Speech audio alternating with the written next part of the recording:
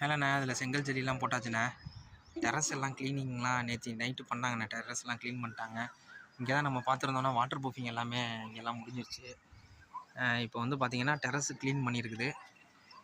நம்ம நாளைக்கு water proofing அடித்து முடிச்சுட்டு எல்லாத்தையுமேண்ணே அங்கே மட்டும் ஃப்ரண்ட்டு வந்து அந்த ஏரியா மட்டும் விட்டுறதுண்ணே. அந்த போர்ட்டிகோ பெர்கோலா கீழே மட்டும் விட்டுட்டு வாட்டர் ப்ரூஃபிங் அடிக்காமல் பாக்கியெல்லாம் பண்ணோன்னா அங்கே கலவை போடுறதுக்கு அந்த ஏரியா வச்சுக்கும். பாக்கி எல்லாத்தையும் வாட்டர் ப்ரூஃபிங் பண்ணி இன்னும் கொத்தி எடுக்க வேண்டியது இருக்குண்ணே. கலவையெல்லாம் கொஞ்சம் இருக்குது. இந்த கலவையெல்லாம் கொஞ்சம் கொத்தி எடுத்துகிட்டு நல்லா கீட்டிக்கு ரெடி பண்ணிவிட்டு இதுலேயும் வாட்டர் ப்ரூஃபிங் அடித்தோன்னா நமக்கு டெரஸ் வந்து டைலிங்க்கு ரெடி ஆகிற அளவுக்கு ரெடி ஆகிடுண்ணே. நாளைக்கு காலைல இவர் வருவாருண்ணே, நம்ம எலக்ட்ரீஷியன் நாளைக்கு வருவார். வந்துட்டு பாக்கி உள்ளது டோருக்கெல்லாம் ஃபிட்டிங்ஸ் எல்லாம் எல்லாமே கம்ப்ளீட்டாக முடிச்சுட்டாங்கண்ணே. அப்புறம் இடையில வரும்போது ஃபைனல் இன்னொரு வாட்டி கூட அந்த டயத்தில் செக் பண்ணிட்டு கூட ஏதாவதுன்னா இதோட பண்ணிக்கலாம். எல்லாமே 100% முடிச்சிட்டாங்க.